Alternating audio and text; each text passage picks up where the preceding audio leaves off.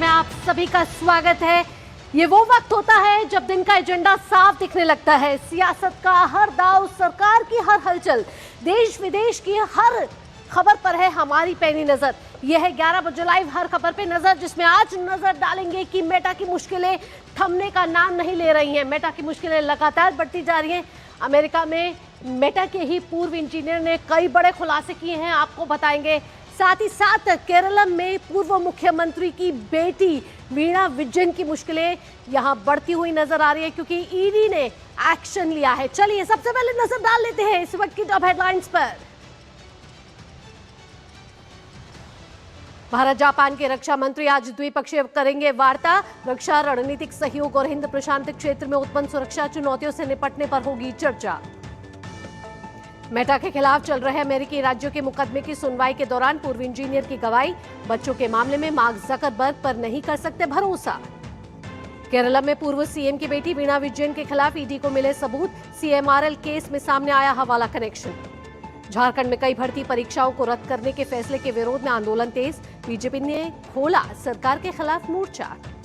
और world badminton में भारत के आज प्री क्वार्टर फाइनल में खेलेंगी सिंधु। आयुष शेट्टी और सात्विक चिराग की जोड़ी पेश करेगी चुनौती। चलिए एक एक खबर को विस्तार से जानते हैं। और सबसे पहली खबर मेटा से जुड़ी हुई है, जहां मेटा के ही पूर्व इंजीनियर ने एक बड़ा खुलासा किया है। मेटा के एक विसल ब्लोअर ने कहा है कि बच्चों के साथ मेटा ने बड़ा धोखा किया है। बताते हैं आपको, बच्चों से ज्यादा कमाई की चिंता है मेटा को, ये कहना है उस विसल ब्लोअर का। जी हां, हर माता पिता के लिए ये एक जरूरी खबर है। आपको बता रहे हैं कि social media tech company Meta पर बच्चों की सुरक्षा को लेकर गंभीर आरोप लगे हैं। अमेरिका में चल रहे एक बड़े मुकदमे में मेटा के पूर्व इंजीनियरिंग डायरेक्टर आर्टुरो बेजर ने कंपनी पर सनसनीखेज आरोप लगाए हैं। बेजर की गवाही के मुताबिक मेटा में बच्चों की सुरक्षा से ज्यादा ग्रोथ और यूजर एंगेजमेंट को प्राथमिकता दी गई है। यानी सवाल बच्चों की सुरक्षा का था, लेकिन नजर मुनाफे पे थी, रेवेन्यू पर थी। बेजर ने कहा है कि मेटा के सीईओ मार्क जकरबर्ग कंपनी के बड़े फैसलों में बेहद करीब से शामिल रहते थे और उनकी प्राथमिकता तय होने पर कंपनी तेजी से बदलाव कर सकती थी। बेजर ने साथ ही कोर्ट में कहा है कि अगर मार्क किसी चीज को प्राथमिकता देते हैं तो महीनों में बड़े बदलाव हो जाते हैं। बेजर के मुताबिक मेटा के पास ऐसी तकनीक भी मौजूद थी जिससे 13 साल से कम उम्र के संभावित लाखों बच्चों की पहचान की जा सकती थी और इनका डेटा अवैध रूप से माता पिता की बिना कंसेंट से इकट्ठा किया जा रहा था। लेकिन आरोप है कि कंपनी ने इस दिशा में सख्ती नहीं बरती, क्योंकि ऐसा करने से लंबे समय में कंपनी के मुनाफे पर असर पड़ सकता था। तो ये सब खेल व्यवसाय का था, एल्गोरिथम का था, लेकिन इसका शिकार बने बच्चे और छात्र। 13 साल से कम उम्र के बच्चों के का मानसिक स्थिति से खिलवाड़ किया गया और साथ ही साथ कुछ ऐसी गेम्स, कुछ ऐसे वीडियोस डाले गए जिससे कहीं ना कहीं बच्चे उनसे एडिक्टिव हो जाएं। मेटा और उसके सीईओ मार्क जकरबर्ग पर बच्चों की ऑनलाइन सुरक्षा को लेकर गंभीर सवाल खड़े हो गए हैं। अमेरिका की अदालत में चल रही सुनवाई के दौरान कंपनी के पूर्व इंजीनियरिंग डायरेक्टर आर्टुरो बेजर की गवाही में कई चौंकाने वाले दावे सामने आए हैं। आरोप यह है कि मेटा में बच्चों की सुरक्षा से जुड़े फैसलों की जगह यूजर एंगेजमेंट और मुनाफे को ज्यादा महत्व दिया गया। तो गवाही में बड़ा खुलासा यहाँ, मार्क जकरबर्ग की कंपनी मेटा पर बड़े आरोप, बड़े फैसलों में सीधे शामिल होते थे मार्क जकरबर्ग, और मंजूरी के बिना बड़े बदलाव आसान नहीं थे, ये मुश्किल थे। तो मंजूरी मिली तभी ये बदलाव किए गए।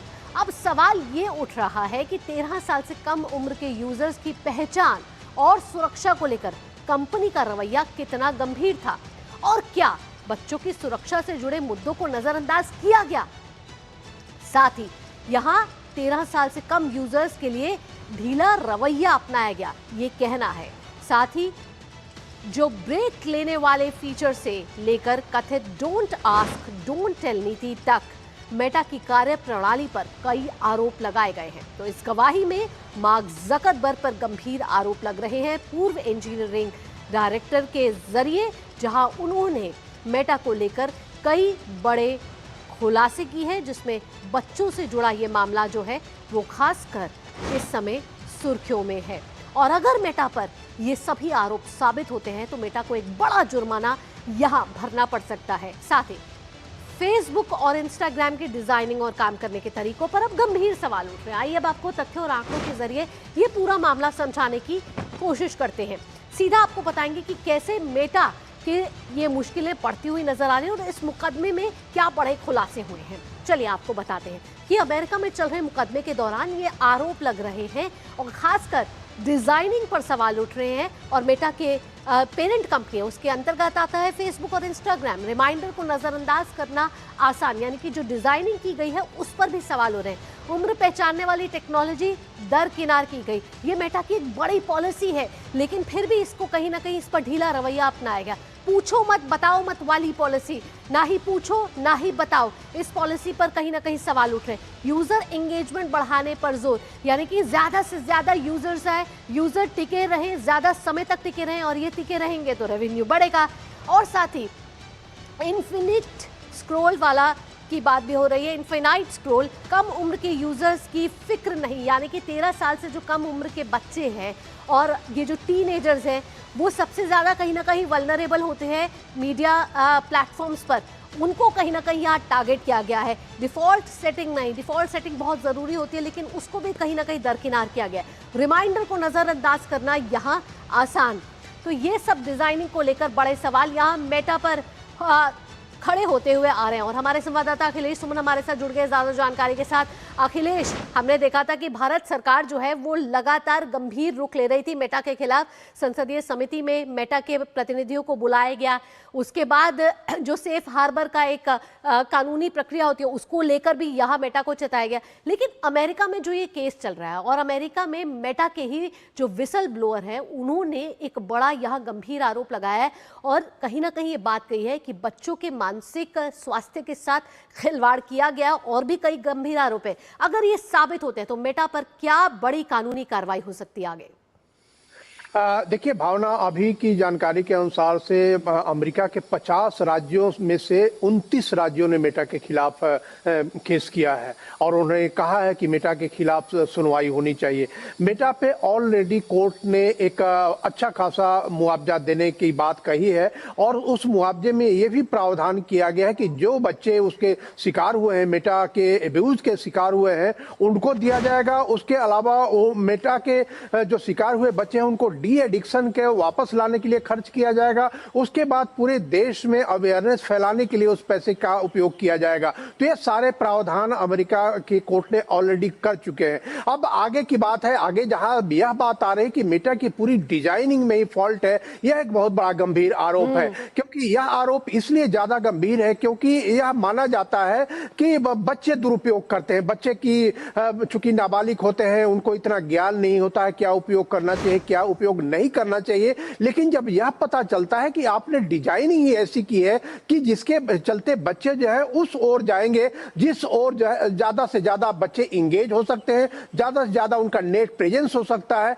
और उसके साथ ज्यादा से ज्यादा उनका इन्वॉल्वमेंट हो सकता है। और आप जानती है भावना की जो पूरा जो इंडस्ट्री है, ये जो पूरी जो पूरा जो गेम है, इस पूरे गेम में इंडस्ट्री का सबसे बड़ा मुनाफा होता है कि जितने ज्यादा से ज्यादा वो दर्शक ऑडियंस अपने आप पर हिट करा सके, उनको इंगेज कर सके, उसी के आधार पे उनको मिलता है प्रचार मिलता है, विज्ञापन के पैसे मिलते हैं। बड़ा आरोप इस विसल ब्लोअर ने लगाया है वो ये है कि बिना माता पिता की कंसेंट के बच्चों की डिटेल्स, उनकी पर्सनल डिटेल्स का डेटा इकट्ठा किया जा रहा था, वो भी अवैध रूप से। और मेटा की जो खुद की आंतरिक रिपोर्ट है और एक जो रिपोर्ट बाहर से आई है, दोनों में काफी खामियां नजर आ रही हैं।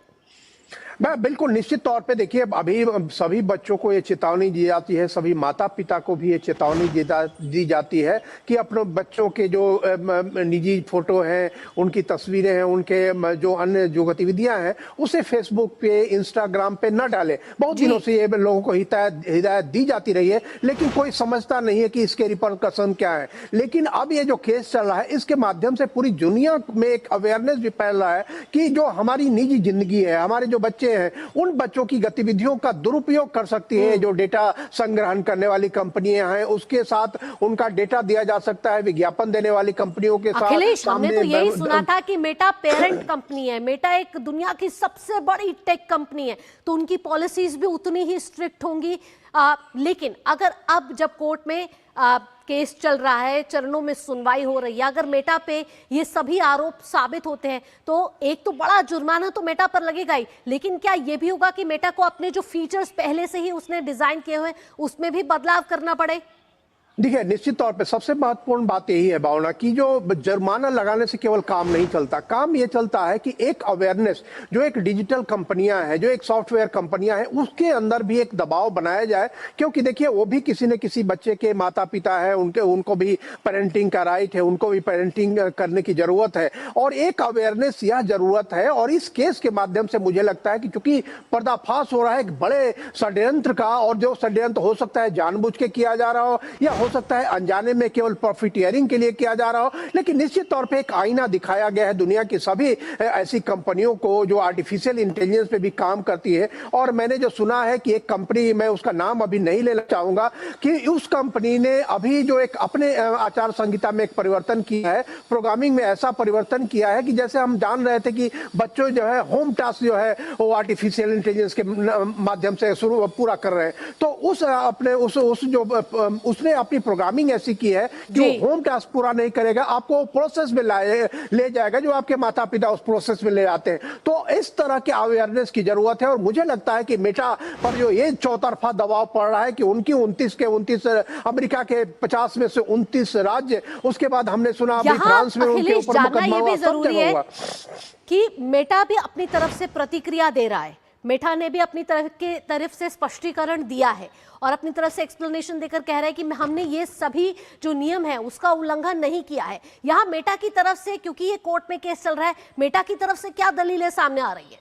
देखिए, उन्होंने कहा कि इरेशनल है, उन्होंने कहा कि ये जो फाइन लगाया गया है इरेशनल है, उन पे जो आरोप लगाए गए हैं वो तर्कहीन है, हम सभी चीजों पर नियंत्रण नहीं करते। लेकिन ये सवाल है, देखिए, जब कोर्ट में कोई केस जाता है तो निश्चित तौर पे कोर्ट में वो फाइट करता है, क्योंकि उसको एक अपना मोरल हाई ग्राउंड में रखना पड़ता है, उसके साथ साथ उसका जो अपना बिजनेस है उसको बिजनेस की भी क्षति नहीं हो, और साथ साथ यह भी होता है कि वो जो एक इस तरीके का माहौल न बने कि वो बेटा कंपनी के समानांतर कोई और कंपनी खड़े हो जाए जो ज्यादा एथिकल तरीके से इस तरह के प्रोग्रामिंग में आए। तो ये सारे सवाल, लेकिन निश्चित तौर पे मेटा अभी बहुत ही डिफेंसिव पोजीशन, बिल्कुल, तो मेटा भी डिफेंसिव पोजीशन में इसी है और जबरदस्त सुनवाई नहीं।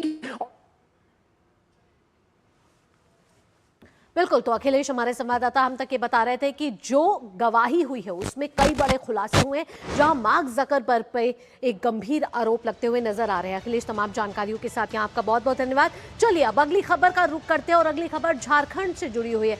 जिस तरीके से हम देख रहे हैं कि छात्र आंदोलन जयपाल मुंडा स्टेडियम में जो शुरू हुआ था वो संवाद के बाद वो जरूर समाप्त हो गया है, लेकिन सोरेन सरकार चौतरफा घिरती हुई नजर आ रही है।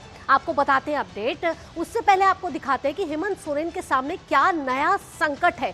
इस समय सोरेन के सामने दो संकट मंडरा रहे हैं और कहीं ना कहीं राजनीतिक लिहाज से भी बड़ा दबाव बनता हुआ नजर आ रहा है। यहाँ जो सफल अभ्यर्थी हैं उनका आंदोलन शुरू हो चुका है। टीडीपीएल की तरफ से जो परीक्षाएं हुई थी उनको जब रद्द किया सोरेन सरकार ने अपने फैसले के दौरान, तो जो अभ्यर्थी सफल अभ्यर्थी थे, जो नौकरी कर रहे थे, वो नौकरी उनकी खत्म हो के अब वो सड़क पर आ गए और अब वो सोरेन सरकार से सवाल पूछ रहे हैं, सोरेन सरकार से मांग कर रहे हैं। तो झारखंड में भर्ती परीक्षाओं में कथित अनियमितताओं के खिलाफ 26 दिनों से जारी छात्र आंदोलन बुधवार को 2 महीने के अल्टीमेटम के साथ स्थगित कर दिया गया है, खत्म नहीं हुआ है।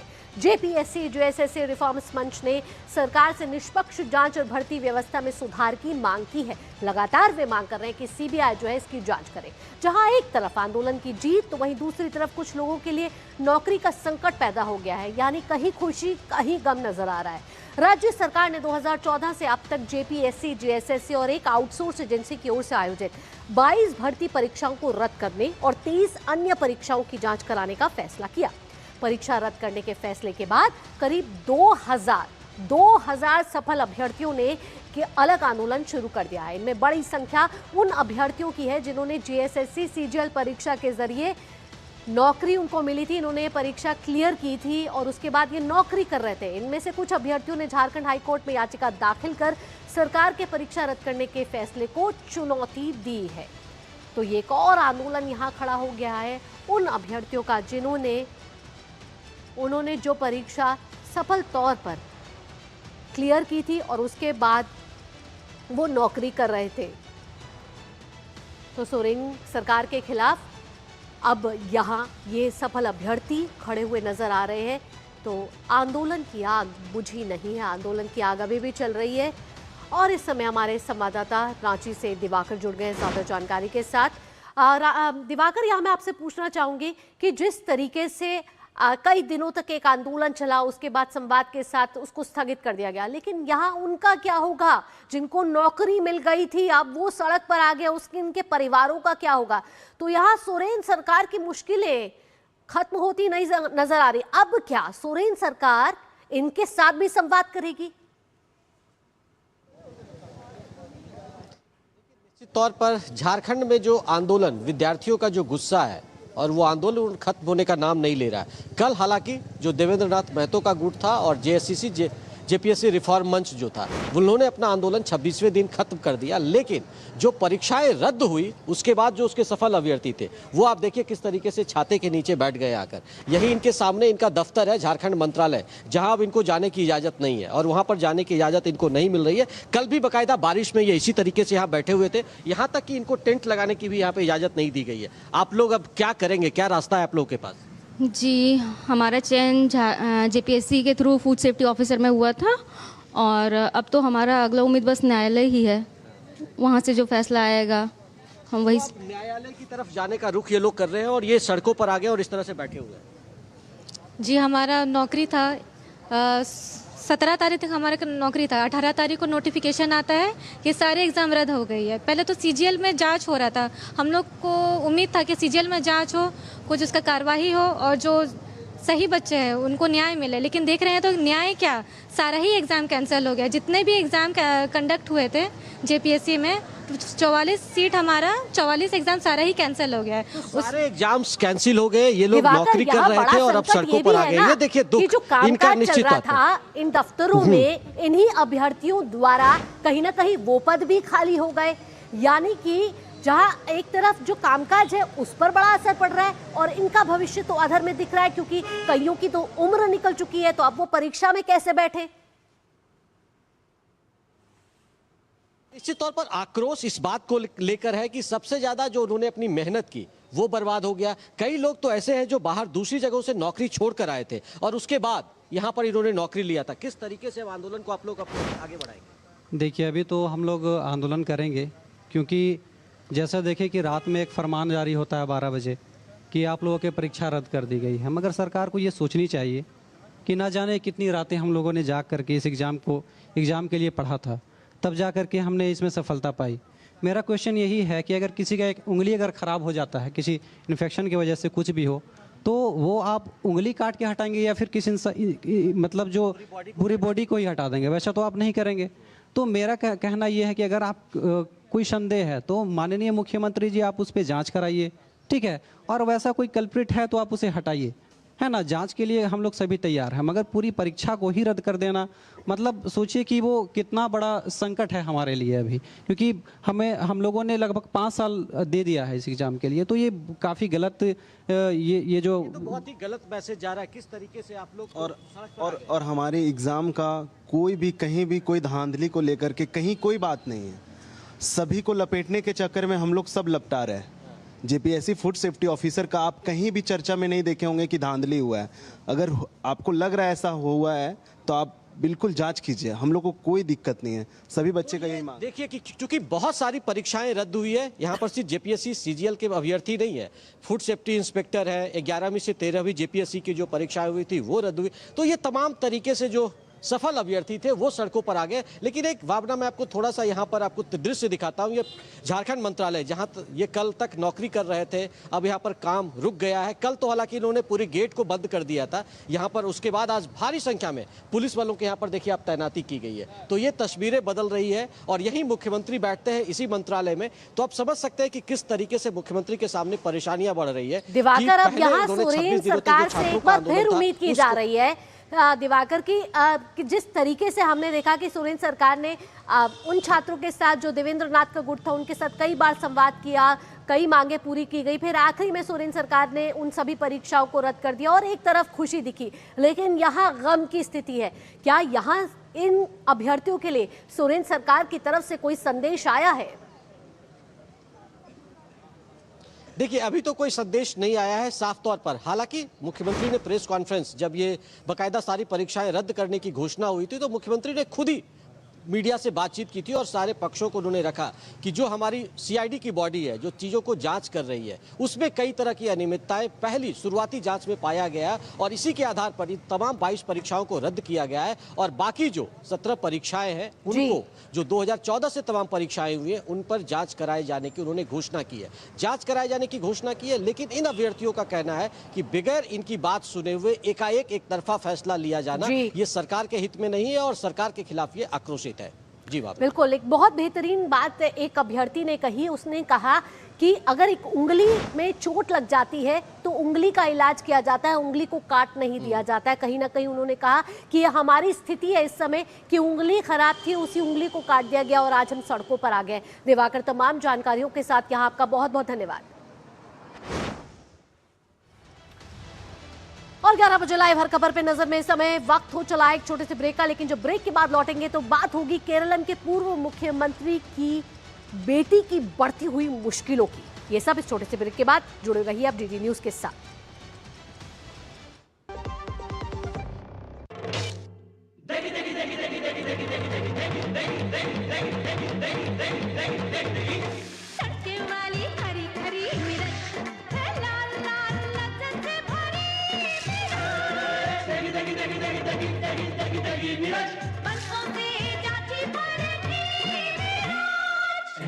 की देगी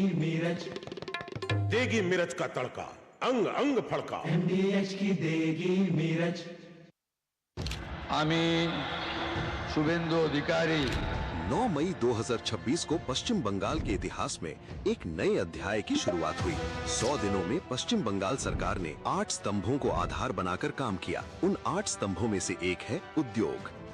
राज्य में निवेश की कतार, 54,200 करोड़ रुपए से अधिक के प्रस्तावित निवेश, जिनमें Rashmi group, LNT, Amul, Lux Cozi और इमामी जैसी कंपनियां शामिल हैं। 5,000 करोड़ रुपए का प्रस्तावित इन्वेस्टमेंट प्रमोशन फ्रेमवर्क, 100 करोड़ रुपए का startup fund, Bengal AI mission, Durgapur में सेमीकंडक्टर यूनिट और सिलीगुड़ी में IT पार्क। नए उद्योग और प्रौद्योगिकी आधारित अर्थव्यवस्था की दिशा में आगे बढ़ता पश्चिम बंगाल।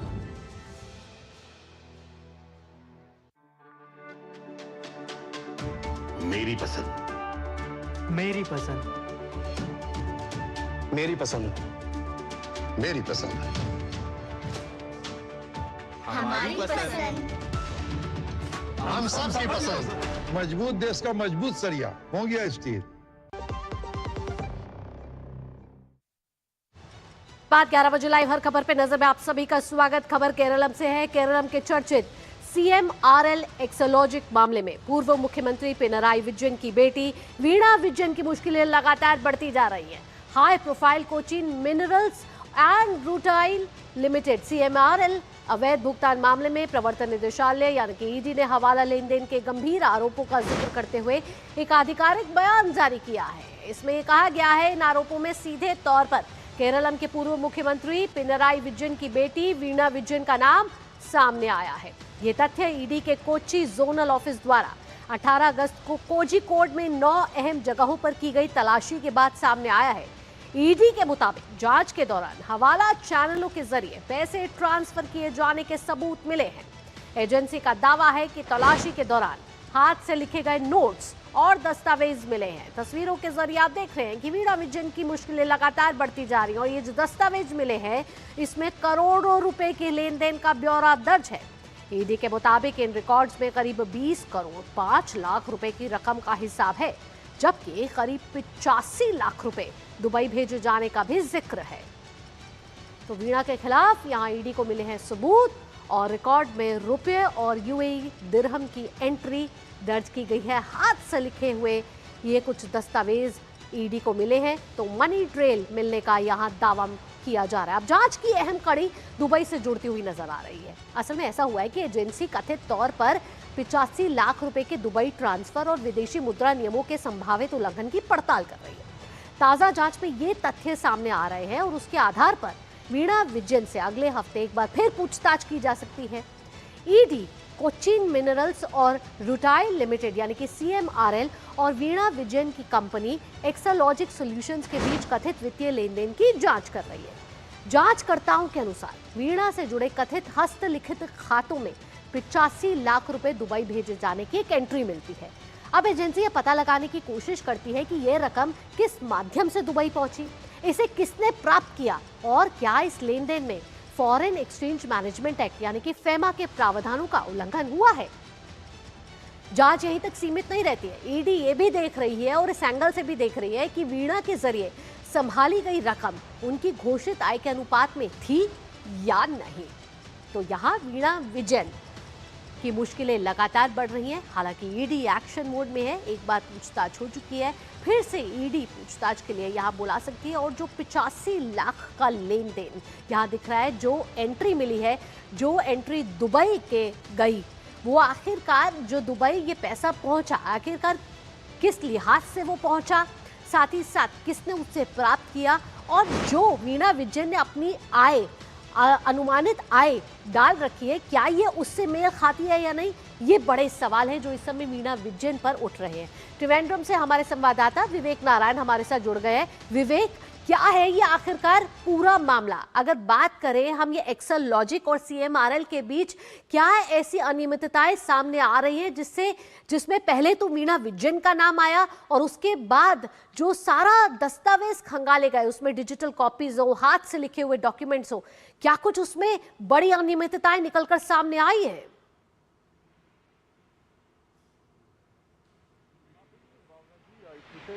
एंटायर घोटाला में ईडी को रेड वीणा विजयन और उसका एसोसिएट का ऑफिसर्स और रेसिडेंट्स को रेड किया कर गया है। और रेड के बाद they have actually manage to get crucial document और उस डॉक्यूमेंट्स में क्लियरली मनी ट्रेल, 20 करोड़ का मनी ट्रेल को क्लियर आइडेंटिफिकेशन किया है और इसमें हवाला ट्रांसफर को भी आइडेंटिफाई किया है। तो केरल में दुबई के लिए हवाला मनी ट्रेल को आइडेंटिफाई किया है। आज former chief minister Pinarayi Vijayan के डॉक्टर वीणा विजयन को टफ क्वेश्चन को फेस करेगी। पूरा मामले में ईडी ने हवाला चैनल का फंड ट्रांसफर करने का एविडेंस खोज निकाला है और ईडी को इलेक्ट्रॉनिक डिवाइस मिला है।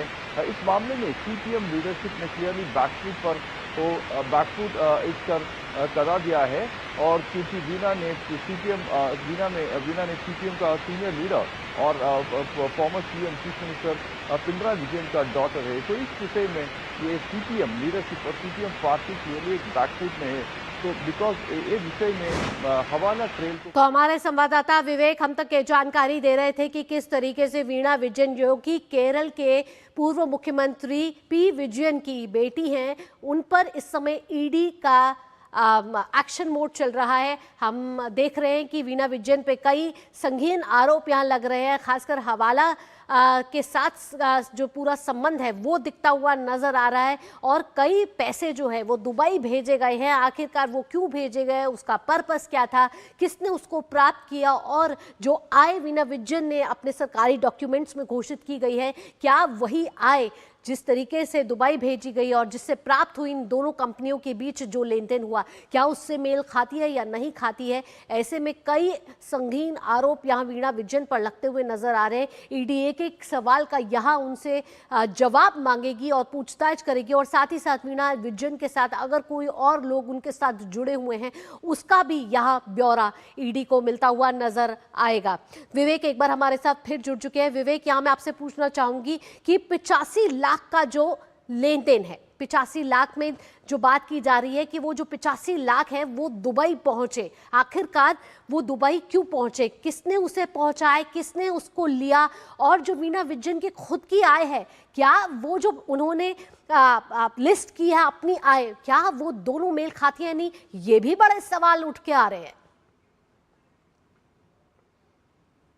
हाँ, यही बड़ी सवाल है। तो इस 85 लाख क्यों, कैसे कैसे क्यों चैनल्स पर दुबई में पहुंचा है, और who are the people who actually helped her, who are the associates who has helped Veena Vijayan, ये सब इन्वेस्टिगेशन का रडार में है अभी। और वीणा का husband former PWD minister Mohammed Riyas को भी इस विषय में रडार में है। तो उसको घर में और उसको रेसिडेंस में और उसको एसोसिएट्स का, फ्रेंड्स का घर और ऑफिसेस में रेड किया है। और मई 27 में ईडी ने एक मेजर रेड किया है। इस रेड में उसको they managed to get evidences, especially hard disk and other evidences. They managed to get in this hard disk. They actually managed to get the details of this money trail. So ED ने कहा है तो ये 20 करोड़ का transaction हो चुका है, और इस 20 करोड़ में 85 lakh is actually basically money trail that is connected to Hawala, और the details of the transactions is yet to know actually, और वो कौन को इस मनी दिया है, पूछताछ चल रही है और इस पे और खुलासे मिलते हुए नजर आएंगे जब ईडी वीणा विजयन से और पूछताछ करेगी, और ये जो सवालों का अंबार है उसमें वीणा विजयन को इन सभी सवालों का जवाब देना होगा। विवेक, तमाम जानकारियों के साथ यहाँ आपका बहुत बहुत धन्यवाद। चलिए अब अगली खबर का रुख करते हैं। अगली खबर का अगर रुख करें तो ये भारत पाकिस्तान से जुड़ी हुई है, और भारत ने पाकिस्तान को उसी की भाषा में करारा जवाब दिया है। आपको खबर बताते हैं, दिल्ली में पाकिस्तान उच्चायोग के बाहर स्थित अनाधिकृत ढांचे जो है वो ढाए गए हैं। ये उसी की भाषा में करारा जवाब इसलिए दिया गया है कि आपको 3 दिन पहले लिए चलते हैं, कुछ ऐसा ही जो तस्वीरें आज जो एम्बेसी से आई है, पाकिस्तान एम्बेसी से आई है जो भारत में स्थित है, नई दिल्ली में स्थित है, वो ऐसी ही कुछ इस्लामाबाद में भारतीय एम्बेसी के बाहर कुछ ऐसा हुआ था जिसका जवाब भारत ने आज दिया है। भारत ने पाकिस्तान को उसी की भाषा में करारा जवाब दिया है। इस्लामाबाद में भारतीय दूतावास के बाहर से सुरक्षा बैरिकेड्स हटाए जाने के बाद ये सख्त कदम भारत ने उठाया है। तो इस्लामाबाद की कार्रवाई के बाद ये करारा जवाब भारत की तरफ से आता हुआ इस समय की बड़ी खबर, जेसीबी से ये सभी अवैध अतिक्रमण हटा दिए गए हैं। तस्वीरों के जरिए आप देख रहे हैं कि सुबह की ये तस्वीरें हैं जब ये पूरा अवैध अतिक्रमण जो पाकिस्तान एम्बेसी के बाहर था उसको हटा दिया गया, और बाहरी सुरक्षा घेरे में भी बड़े बदलाव यहाँ करे गए हैं। संबंधित एजेंसियों ने जेसीबी मशीन की मदद से ये कार्रवाई की और परिसर के बाहर गली में बने ढांचों और अवरोधकों को हटा दिया गया है, और इसमें वीजा अनुभाग के पास कतार व्यवस्थित करने के लिए लगाए गए अवरोधक भी शामिल हैं। इसके साथ ही बाहरी सुरक्षा घेरे में भी अहम बदलाव किए गए।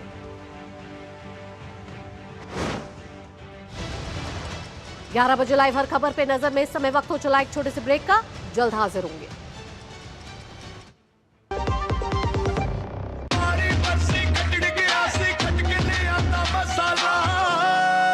मसाला होए छोले दा या लोबे दा, पंजाबी छोले दा या पिंडी चने दा। अब छोलिया हो या लोबिया, पंजाबी छोले या पिंडी चने, सब कुछ मजेदार बने। जब धरती चीर कर निकलता है लोहे का पत्थर और मिलता है मोंगिया के जोश से, फिर तपता है, पिघलता है और बनता है फौलाद। अब होता है सरिया सारी खूबियों के साथ। मोंगिया स्टील, मजबूत देश का मजबूत सरिया। यार कैसे ले पाएंगे घर? नहीं, आज गर्मी बहुत है ना? यस, बहुत ही ज्यादा। पापा, घर खरीदने की प्लानिंग इज नॉट इजी। विनी, लॉन्ग टर्म सेविंग्स का बेस्ट प्लान बताना। LIC protection plus plan. LIC और सेविंग्स? यस, इसमें इंश्योरेंस और फंड्स दोनों में इन्वेस्ट करके गोल्स के हिसाब से सम अश्योर्ड एडजस्ट कर सकते हो। LIC protection plus plan, future insured, growth assured. आप देख रहे हैं 11 बजे लाइव हर खबर पर नजर, और इस समय पंजाब से बहुत बड़ी खबर आ रही है। आपको बताते हैं कि पंजाब से जुड़ी खबर, जहां सीएम भगवंत मान की पत्नी पर बहुत बड़ा आरोप लगा है, और ये आरोप है रिश्वत मांगने का आरोप। और ये रिश्वत मांगने का आरोप लगा है रेप को आरोपी को बचाने के लिए ये मांगे भगवंत मान की पत्नी ने 5 करोड़ रुपए। हाईकोर्ट के सेवा मुक्त जस्टिस रंजीत सिंह ने ये आरोप लगाए हैं। तो रेप के आरोपी को बचाने के लिए भगवंत मान की पत्नी ने रिश्वत मांगी और रिश्वत मांगी है 5 करोड़ रुपए की। और ये आरोप लगाया है हाईकोर्ट के रिटायर्ड जस्टिस रंजीत सिंह ने। ये बड़ा आरोप लगाया है, जहां पंजाब के मुख्यमंत्री भगवंत मान की पत्नी पर यह संगीन आरोप लगता हुआ कि जो रेप के आरोपी था उसको बचाने के लिए पत्नी ने रिश्वत मांगी और रिश्वत में मांगे 5 करोड़ रुपए। तो इस वक्त की पंजाब से बड़ी खबर है, जहां अब मुख्यमंत्री से सवाल किए जाएंगे और आइए इस पर क्या प्रतिक्रिया आ रही है वो भी आपको सुनवा देते हैं। ਜਿਹੜੇ ਐਲੀਗੇਸ਼ਨਸ ਨੇ ਉਹ ਚੀਫ ਮਿਨਿਸਟਰ ਭਗਵੰਤ ਮਾਨ ਉਹਨਾਂ ਦੀ ਪਤਨੀ ਦੇ ਖਿਲਾਫ ਉਹ ਕਿਹਾ ਗਿਆ ਹੈ ਕਿ ਉਹ ਬੰਦੇ ਕੋਲੋਂ 5 ਕਰੋੜ ਰੁਪਇਆ ਡਿਮਾਂਡ ਕੀਤਾ ਉਹਨਾਂ ਨੇ, ਭਗਵੰਤ ਸਿੰਘ ਮਾਨ ਦੀ ਪਤਨੀ ਨੇ, ਕਿ ਤੁਸੀਂ 5 ਕਰੋੜ ਰੁਪਇਆ ਦਿਓ, ਅਸੀਂ ਇਹ ਜਿਹੜੀ FIR ਹੈ ਜਿਹੜੀ ਰੇਪ ਦੀ ਉਹਨੂੰ ਅਸੀਂ ਕੈਂਸਲ ਕਰਵਾ ਦਿਆਂਗੇ।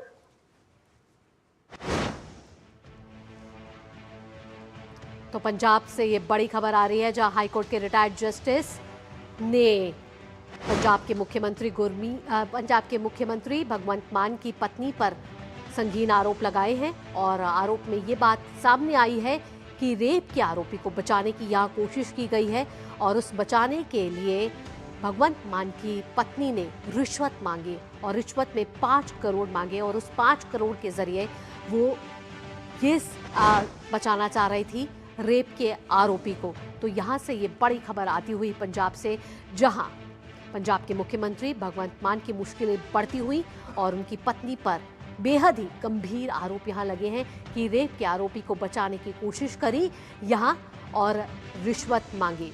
गुरमीत हमारे साथ फोन लाइन पर जुड़ गए। गुरमीत, क्या है पूरा मामला और क्या है ताजा अपडेट?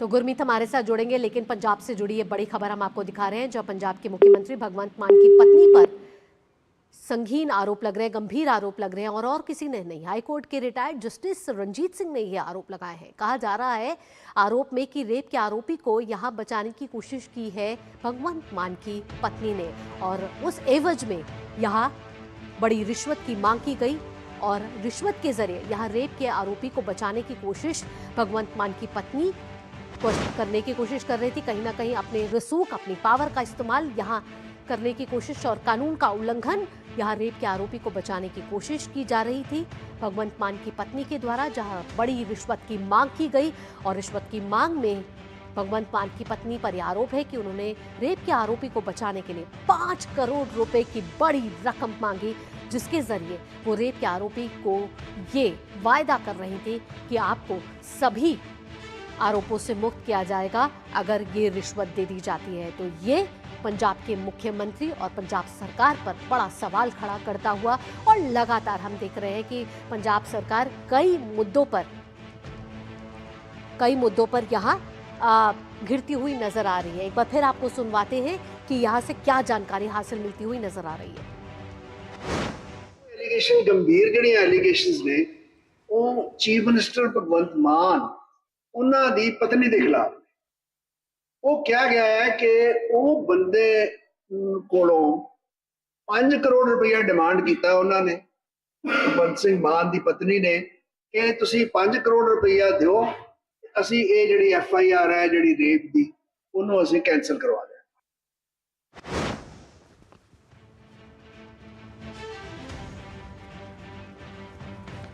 और हमारे साथ फोन लाइन पर हमारे संवाददाता गुरमीत जुड़ गए। एक बार फिर से गुरमीत, यहाँ मैं आपसे जानकारी हासिल करना चाहूंगी कि क्या आरोप यहाँ भगवंत मान की पत्नी पर लगते हुए नजर आ रहे हैं? कौन इन आरोपों को लगा रहा है और कितने गंभीर ये आरोप है?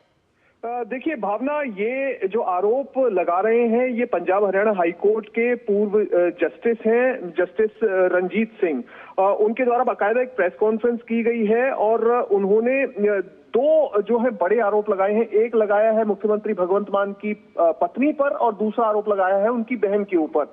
जो पहला आरोप है वो बड़ा गंभीर आरोप है। उसमें दरअसल ये है कि अमृतसर की कोई रहने वाली लड़की थी जिसने एक रेप का मामला जो है वो पुलिस में एफआईआर रजिस्टर करवाई थी। एफआईआर रजिस्टर होने के बाद वो काफी समय इंतजार करती रही कि जो आरोपी है उसके ऊपर कार्रवाई होगी, मगर जब कार्रवाई नहीं हुई इसके बाद वो हाई कोर्ट का रुख करती है। हाई कोर्ट में पिटीशन डालती है। हाई कोर्ट में जब पिटीशन डालती है तो उसमें वो बाकायदा नाम लेती है पंजाब के मुख्यमंत्री भगवंत मान की पत्नी का, और ये कहती है कि उनकी पत्नी के द्वारा जो रेप एक्यूज्ड है उससे 5 करोड़ रुपए की रिश्वत मांगी गई और यही इन्फ्लुएंस जो है वो हो सकता है कि मेरे मामले में जो है कार्रवाई नहीं हो रही है। जस्टिस रंजीत सिंह ने यही मामला जो है उठाया है। उन्होंने कहा है कि इस मामले में कार्रवाई नहीं हुई और 20 जुलाई 2026 यानी इसी साल को हाई कोर्ट के द्वारा एक ऑर्डर भी दिया गया कि जो पंजाब के डीजीपी हैं उन्हें इस मामले की इंक्वायरी करने के लिए कहा गया।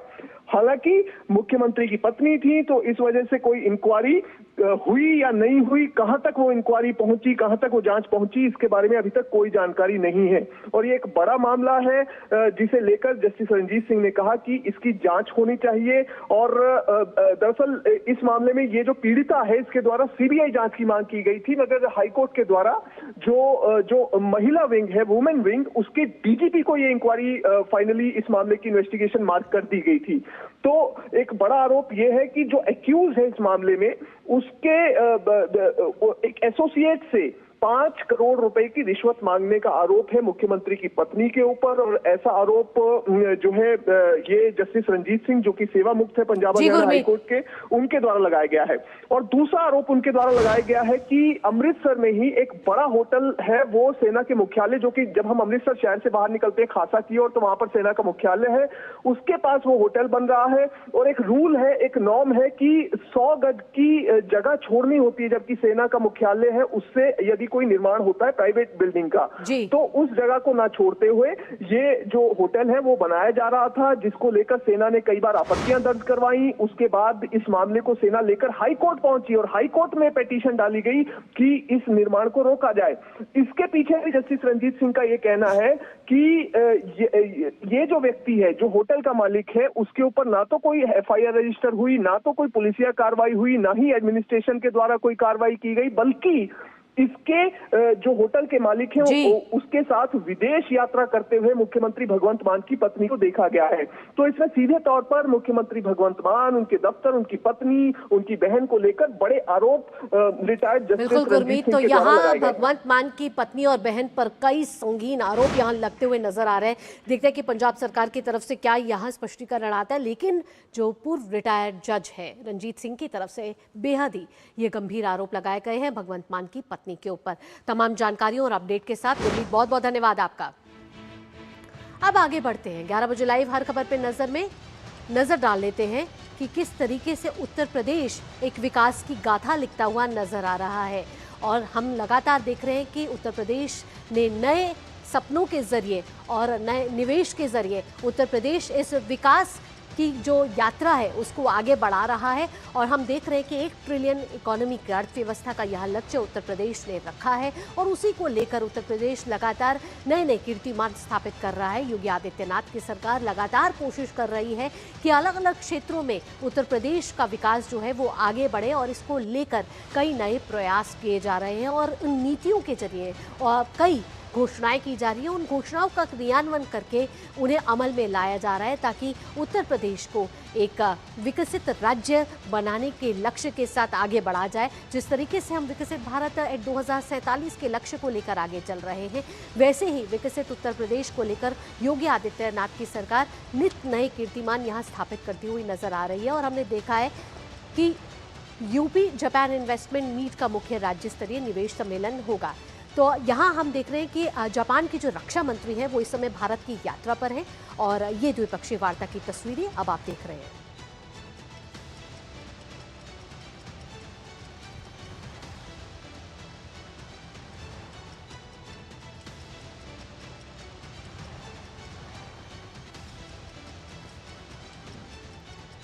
रक्षा मंत्री राजनाथ सिंह और जापान के रक्षा मंत्री के बीच प्रतिनिधिमंडल स्तर की द्विपक्षीय वार्ता।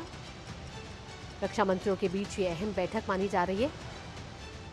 कुछ सप्ताह पूर्व जापान के प्रधानमंत्री भारत की यात्रा पर थे और अब जापान के रक्षा मंत्री भारत की यात्रा पर हैं। बेहद ही खास इस यात्रा को माना जा रहा है रक्षा क्षेत्र के लिहाज से, और साथ ही दोनों देशों के बीच रक्षा क्षेत्र में मजबूती के लिए इस द्विपक्षीय वार्ता में कई मुद्दों पर अहम चर्चा होने की संभावना जताई जा रही है। और ये वार्ता शुरू हो चुकी है। हम देख रहे हैं तस्वीरों के जरिए कि दोनों देशों के प्रतिनिधिमंडल और साथ ही रक्षा मंत्री आमने सामने बैठे हैं और इस मीटिंग के बाद प्रेस ब्रीफिंग के जरिए ये अपडेट सामने आएगा कि रक्षा क्षेत्र में किन किन मुद्दों पर बातचीत हुई और कैसे ये दोनों देश आगे बढ़कर दोनों देशों के बीच के जो रिश्ते हैं उसको रक्षा क्षेत्र में मजबूत करना चाहते हैं। दोनों ही देशों के बीच हिंद प्रशांत क्षेत्र को लेकर देखें तो खुले, लचीलेपन और सुरक्षित हिंद प्रशांत को लेकर साझा विजन है और उसी के तहत ये दोनों देश आगे बढ़ते हुए नजर आ रहे हैं। भारत जापान के रिश्तों की बात करें तो बेहद ही मजबूत ये रिश्ते अब तक रहे हैं और इसको और गति देने के लिए आज भारत के रक्षा मंत्री और जापान के रक्षा मंत्री के बीच ये अहम मुलाकात की तस्वीरें आप देख रहे हैं। दिल्ली के मानेकशॉ सेंटर में ये अहम बैठक हो रही है।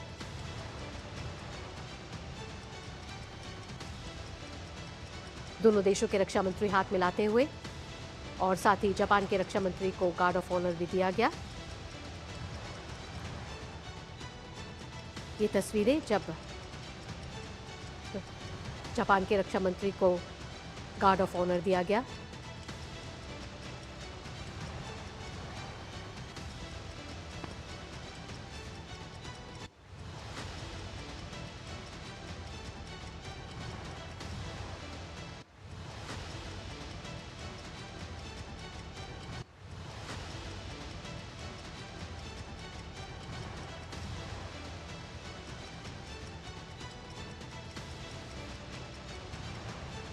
आइए अब आगे बढ़ते हैं। 21 अगस्त को लखनऊ में यूपी जापान इन्वेस्टमेंट मीट का मुख्य राज्य स्तरीय निवेश सम्मेलन होगा।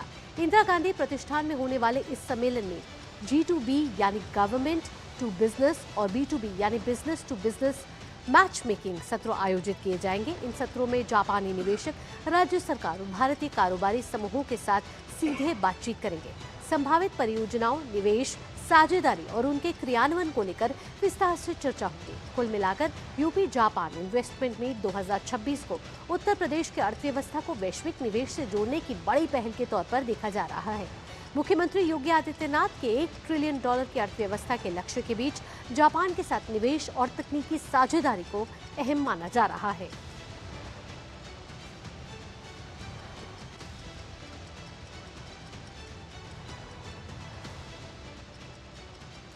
हमारे साथ लखनऊ से हमारे संवाददाता रामेंद्र जुड़ गए हैं। रामेंद्र से ज्यादा जानकारी ले लेते हैं। रामेंद्र, कुछ देर पहले हम तस्वीरें देख रहे थे कि भारत के रक्षा मंत्री और जापान के रक्षा मंत्री के बीच द्विपक्षीय वार्ता हो रही है। रक्षा क्षेत्र में किस तरीके से मजबूती लाया जाए इसको लेकर फोकस किया जा रहा है। वहीं अगर हम उत्तर प्रदेश की तस्वीर देखें, किस तरीके से उत्तर प्रदेश को 1 ट्रिलियन इकोनॉमी तक पहुंचाना है, इसमें जापान के का जो रोल है उसको भी विशेष माना जा रहा है। एक पूरा प्रतिनिधिमंडल यहाँ भारत और जापान के जो व्यापारिक रिश्ते हैं उसको मजबूत करने के लिए यहां पहुंचा है। किस तरीके से इस पूरे समिट और मीट को आप देख रहे हैं?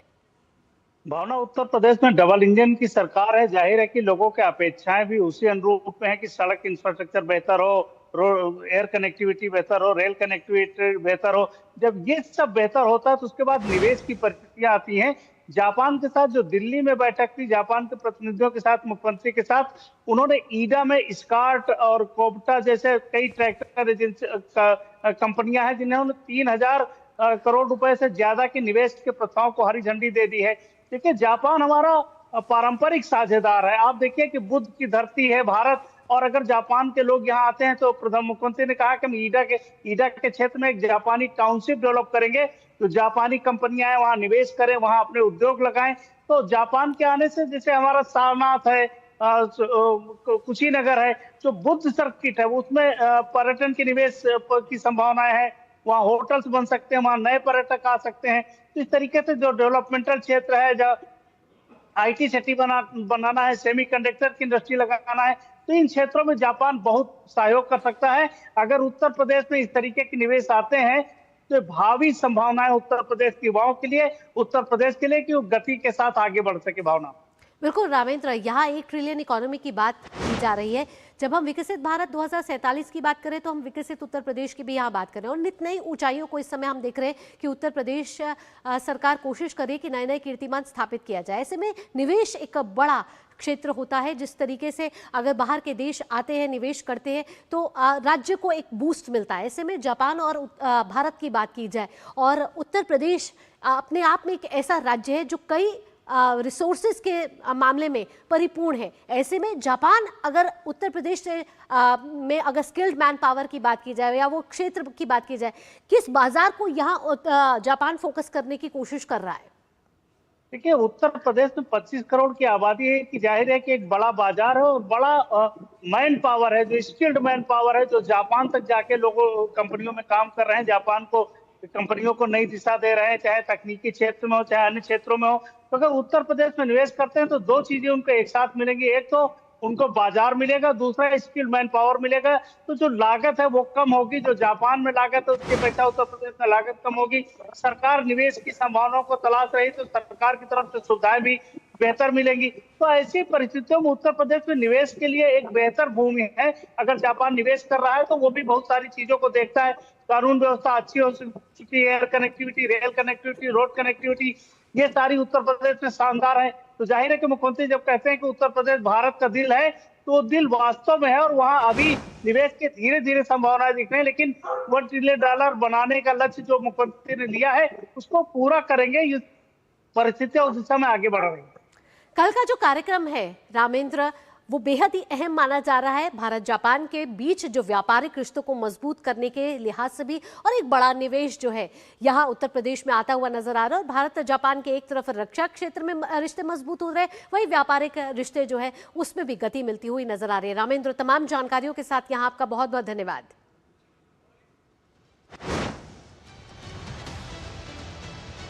आइए अब आगे बढ़ते हैं और देश विदेश की कुछ अन्य खबरों का भी रुख कर लेते हैं सुपरफास्ट अंदाज में।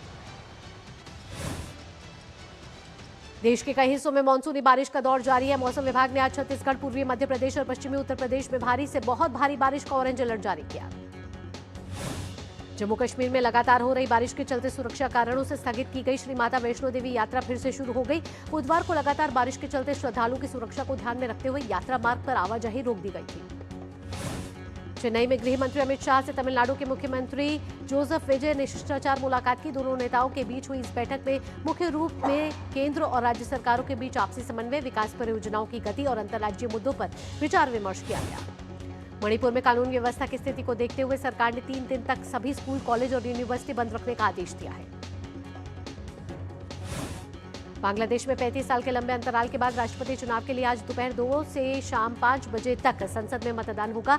इसमें सत्ताधारी दल के सांसद बीएनपी के नेता मिर्जा फखरुल इस्लाम आलमगीर की जीत लगभग तय मानी जा रही है। चंद्रमा की परिक्रमा कर रहे अंतरिक्षयान लूनर रिकॉनिसेंस ऑर्बिटर ने स्पेस एक्स के रॉकेट के चांद से टकराने के बाद बन गए नए गड्ढे की अब तक की सबसे स्पष्ट और विस्तृत तस्वीरें जारी की है। अमेरिकी अंतरिक्ष एजेंसी ने टक्कर वाले स्थान की टक्कर से पहले और टक्कर के बाद की तुलनात्मक तस्वीरें साझा की है।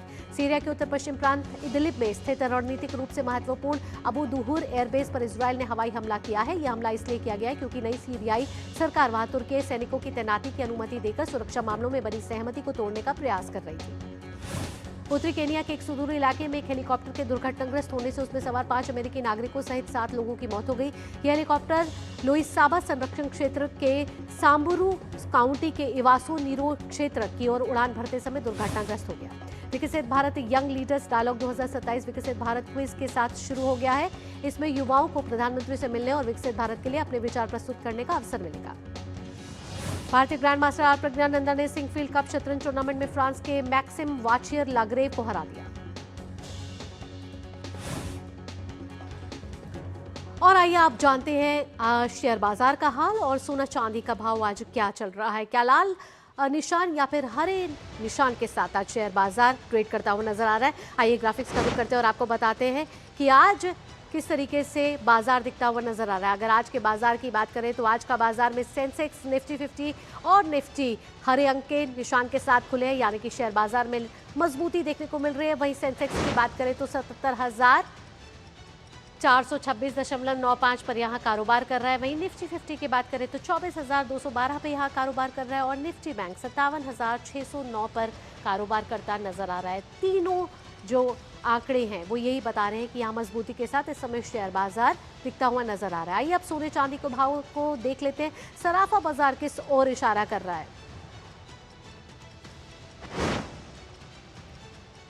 चलिए इसी के साथ 11 बजे लाइव हर खबर पे नजर में फिलहाल इतना ही। देश और दुनिया की बाकी खबरों के लिए आप जुड़े रहिए डीडी न्यूज के साथ। दीजिए अनुमति, नमस्कार।